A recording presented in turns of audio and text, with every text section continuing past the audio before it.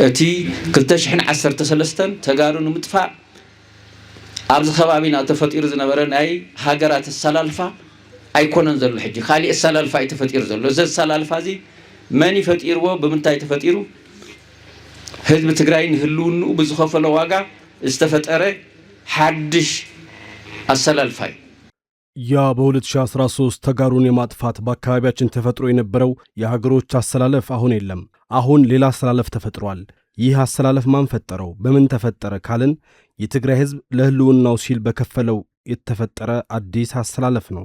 የህወሓት የደቡብ ግንባር አዛዥ ዮሐንስ ወልደ ጊዮርጊስ ወይም ጆን መዲድ ትላንት ሰራዊት ሲያስመርቁ ያደረጉት ንግግር ነው። ያ ሁሉ ተጋሩ ያለቀው አዲስ አበባና አስመራን ለማጣላት ነው የሚል ትርጉም የሰጠው ይህ ንግግር አሁን ኤርትራ ስለማትወጋን የፌዴራል መንግስቱን ማሸነፍ አያቅተንም የሚል ፉከራን ለተዋጊዎች ለማስተጋባት የሞከረ ነው። ውድ ኢትዮ ስካይ ሚዲያም አድማጭ ተመልካቾች የምትወዱት ኢትዮ ስካይ ትንታኔ ተመልሷል። በመጥፋታችን ይቅርታ እየጠየቅን ዝግጅቶቻችንን ለወዳጅ ዘመዶች እንድታጋሩ እንጠቁማለን። በዛሬው መሰናዶ በኢትዮጵያ ሰማይ ስር ስለሚጎሰመው የጦርነት ነጋሪት ወቅታዊ መረጃዎችን በማጣቀስ ዳሰሳ እናደርጋለን። አብራችሁን ስትቆዩ ሚዲያችንን ሰብስክራይብ ማድረጋችሁን እንዳትረሱ። መልካም ቆይታም። የህወሓቱ ጦር አዛዥ ዮሐንስ ወልደ ጊዮርጊስ ጆን መዲድ ይቀጥላሉ። እዚህ ፈጢሩት መኸተና ህልውናና ዘረጋገጸ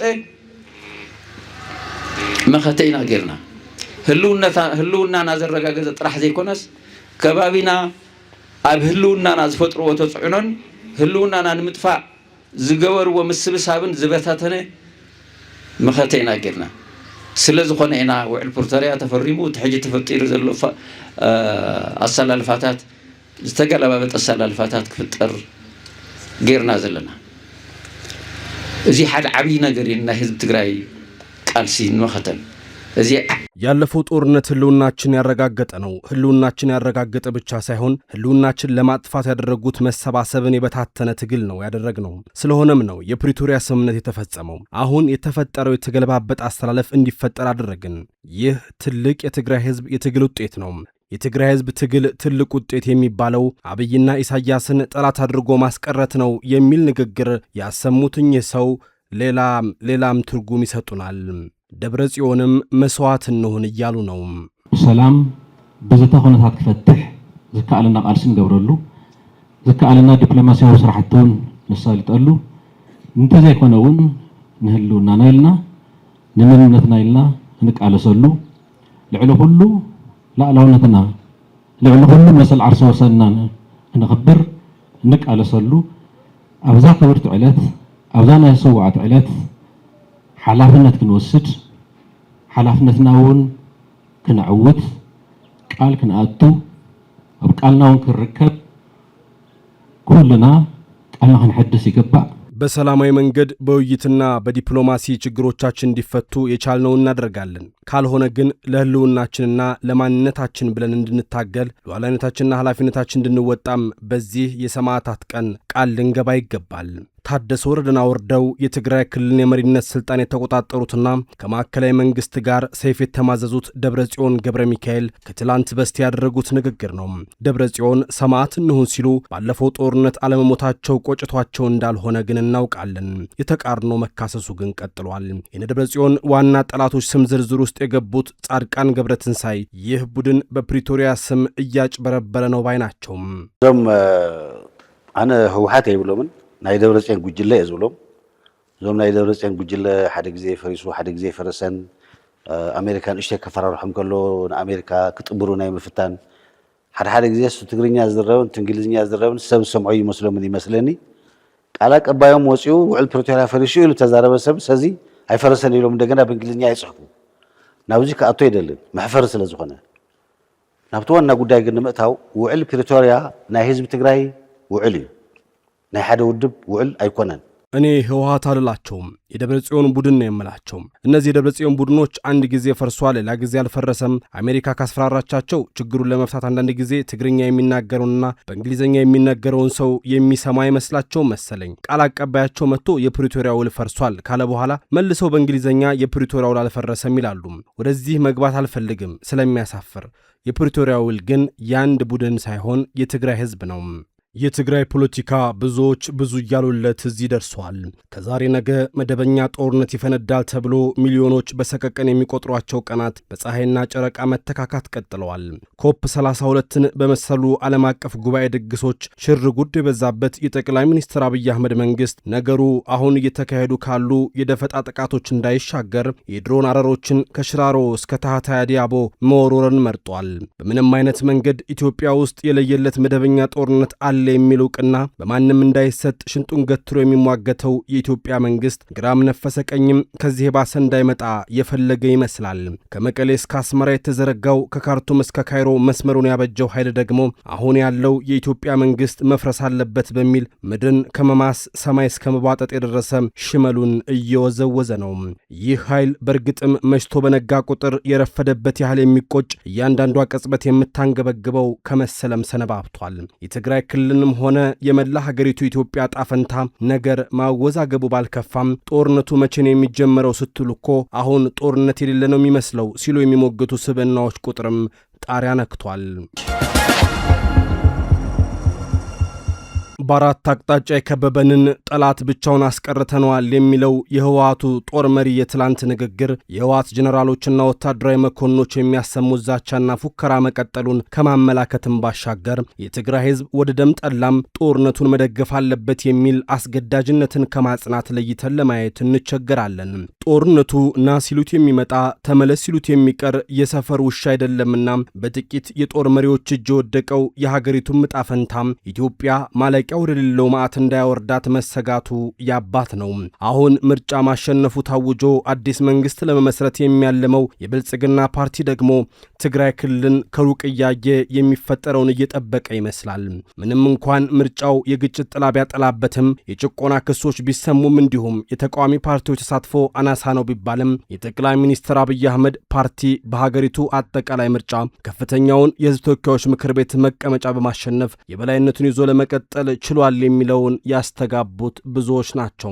ይህ እውነት ለጠቅላይ ሚኒስትር አብይ አህመድ ደጋፊዎች ትልቅ ድል በመሆኑ በበላይነት የመሩትን የኢኮኖሚ ለውጥ ይቀጥላሉ ብለው ቢያምኑም ዶክተር አብይ ጠቅላይ ሚኒስትር ሆነው ሲቀጥሉ በህዝብ ብዛት በአፍሪካ ሁለተኛ የሆነችው ሀገር ኢትዮጵያ ውስጥ ያሉት የፖለቲካ ከባድ ክፍፍሎች፣ የደህንነት ችግሮች እየተባባሱ ይሄዳሉ ብለው ስጋታቸውን የሚያስቀምጡም ጥቂቶች አይደሉም። የ49 ዓመቱ ጠቅላይ ሚኒስትር አብይ አህመድ ወደ ስልጣን ከመጡ ወዲህ በኢትዮጵያ የሆኑት ነገሮች ሁሉ ተዘርዝረው እንደማያልቁ ብናምንም ዋናው ሊባል የሚችለው ጉዳይ ግን ምናልባትም አሁንም ዳፋው ያለቀቀን የሰሜን ኢትዮጵያ ጦርነት ነው። ባጭሩ የሀገሪቱ ማዕከላዊ መንግስት የስልጣን ሽኩቻ የፈጠረው የህወሓትና የብልጽግና ኃይሎች ፍትጊያ ከ4 ዓመት በፊት ካበቃው የ2 ዓመት የእርስ በርስ ጦርነት እያገገመ ባለው በትግራይ ክልል ያለው ሁኔታ አሳሳቢ ከመሆኑም በላይ ከዛሬ ነገ ሌላ ደም አፋሳሽ ጦርነት ዳግም ሊቀሰቀስበት ይችላል ተብሎ ተሰግቷል። 6 ሚሊዮን ገደማ ነዋሪዎች ያሉት የትግራይ ክልል ሙሉ በሙሉ ምርጫ የተካሄደበት አለመሆኑ ደግሞ አንኳሩ የውስብስቡ መገለጫ ነው። ደቡብ አፍሪካ ፕሪቶሪያ ውስጥ የተደረሰው ስምምነት ጦርነቱን ቋጭቶታል ቢባልም አሁን ያለው አስተላለፍ ብዙ ለውጦች ይታዩበታል። በሁለቱ ዓመት ጦርነት ወቅት ወታደሮቿን ከኢትዮጵያ ጦር ጋር አሰልፋ ህወሓትን ስትዋጋ የነበረችው ኤርትራ አሁን ላይ የህወሓት ዋና አጋር ናት። የአዲስ አበባና የአስመራ ግንኙነት በፍጥነት መበላሸቱ እንዳለ ሆኖ ባለፉት 3 ዓመታት ጠቅላይ ሚኒስትር አብይ አህመድ በ1985 ኤርትራ ነጻ ሀገር ስትሆን ኢትዮጵያ ያጣችውን የቀይ ባህር ወደብን መልሳ ማግኘት እንዳለባት በተደጋጋሚ ሲናገሩ መቆየታቸው የነገሩ መካረር ምልክት ሆኖ ቆይቷል። 1350 ኪሎ ሜትር የባህር ዳርቻ ያላት ኤርትራ ወደብ አልባ የሆነችውን የቀድሞ እናቷን ኢትዮጵያን ግዛት በማስፋፋት ምኞት ስትከሳት ብትሰማም የሻዕቢያው ስብስብ በኢትዮጵያ ውስጥ ጉዳይ ጣልቃ ከመግባት አልፎ ያሻውን የሚያደርግበት ጦርነትን እየደገሰ እንደሆነ ግን የሚናገሩ ጥቂቶች አይደሉም። ከ5 ዓመታት በፊት የተቀሰቀሰው የኢትዮጵያ ሰሜን ክፍል ጦርነት ባለንበት ክፍለ ዘመን እጅግ አደገኛ ከሆኑት መካከል አንዱ ሲሆን የአፍሪካ ህብረት አሸማጋይ ጦርነቱ ክልሉን ወደ ረሃብ እያመራ በነበረበት ወቅት ወደ 600 ሺህ የሚጠጉ ሰዎች እንደሞቱበት ገምቷል።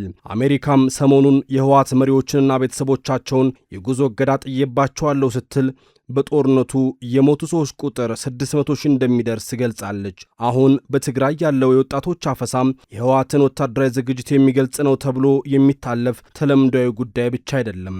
ነገሩ አሁንም ከመደበኛው መለስ ያለ ጦርነት እየተካሄደም በከባድ መሳሪያ የታጀቡ የተኩስ ልውጦች እየተሰሙም አልፎም አካባቢዎችን የመቆጣጠር እንቅስቃሴ መኖሩን አመላካች ናቸው። ከሰሜን በኤርትራ ኃይሎች የሚታገዘው የህወሓት ኃይል ወደ ደቡብ አቅጣጫ የሚያደርገውን ወታደራዊ ዘመቻዎችን በፋኖ ኃይሎች እየተደገፉና እየተጣመረ መሆኑን ግልጽ አድርጓል። ሰሞንኛው አነጋጋሪ ጉዳይ ግን በዋግ ኽምራ ልዩ ዞን ያለው ሁኔታ ነው። የህወሓት ኃይሎች አገው ዴሞክራሲያዊ ንቅናቄ ከተባለ ታጣቂ ቡድን ጋር በመጣመር 2 ወረዳዎችን ተቆጣጥረው እንደሚገኙ ከተገለጸ በኋላም የአካባቢው ነዋሪዎች በከፍተኛ ችግር ውስጥ መውደቃቸው ተመላክቷል። ከመጋቢት እስከ ሚያዝያ ወር በመጀመሪያው አካባቢ በዞኑ አበርገሌ ወረዳ የህወሓትና የአገው ታጣቂዎች በጋራ ሆነው ከመንግስት ሚሊሻዎች ጋር ባደረጉት ውጊያም ላለፉት 3 ወራት ያህል በሁለት ታጣቂ ኃይሎች ስር ሆነው ቆይቷል። በተመሳሳይ መልኩ በጻግብጆ ወረዳም ግንቦት 18 ቀን 2018 ታጣቂ ኃይሎቹ ከመንግስት ሚሊሻዎች ጋር ባደረጉት ውጊያም አካባቢውን ሙሉ በሙሉ በታጣቂዎች ቁጥጥር ስር አድርጎታል። አማራና ትግራይ ክልሎችን በሚያዋስኑት ዛታ፣ ኮረም እንዲሁም እስከ ቆቦ ባሉት አካባቢዎች የህዝብም ሆነ የጭነት ተሽከርካሪዎች እንቅስቃሴ አልፎ አልፎ ቢኖርም በጻግብጅና በርገሌ ወረዳዎች ላይ ግን እስካሁን ድረስ ምንም አይነት ሀገር በቀልም ሆነ ዓለም አቀፍ የረድኤት ተቋማት ወደ አካባቢው እንዳልደረሱም አስረድተዋል።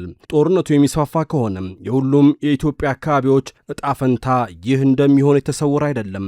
በአንድ ወቅት በአሜሪካ ውጭ ጉዳይ ሚኒስቴር ውስጥ ይሰሩ የነበሩት የአፍሪካ ጉዳዮች ተንታኝ ካሜሮን ሁድሰን ለቢቢሲ ሲናገሩ ህወሓቶች እየጨመረ ላለው ውጥረት ተጠያቂ ናቸው፣ ለጦርነቱ ዳግም ዝግጅት እያደረጉ መሆኑን የሚጠቁሙ እንቅስቃሴዎችንና መግለጫዎችን ሲሰጡ ቆይተዋል ሲሉ ወቅሰዋቸዋል። መለስ ብለው ደግሞ የህወሓት ድርጊቶች የመጡት የጠቅላይ ሚኒስትር አብይ አህመድ መንግስት ከስምምነቱ ወጥቶ በትግራይ ስጋትን የሚፈጥር እርምጃዎችን በመውሰዱ ነው የሚል ክስ መልሰው የሚያቀርቡት ተንታኙ ሰላምን ለማምጣት ሁሉም ኃላፊነት አለባቸው ይላሉ።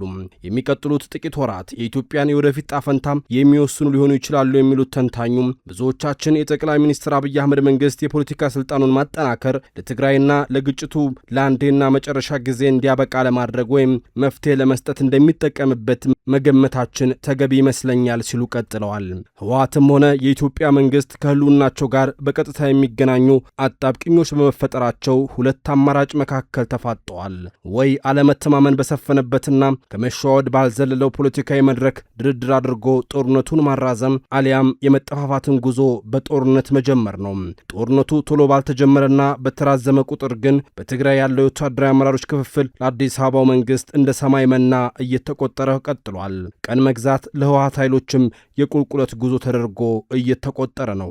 ነገ ምን ይፈጠራል የሚለውን ለማወቅ ነገ መድረስ ይኖርብናል። ሰላም ለኢትዮጵያ ብለን የዛሬውን መርሃ ግብር እዚህ ላይ እንቋጫለን። ኢትዮ ስካይ ሚዲያን ሰብስክራይብ ማድረጋችሁን አትርሱም። መልካም ጊዜ በያላችሁበት ይሁን።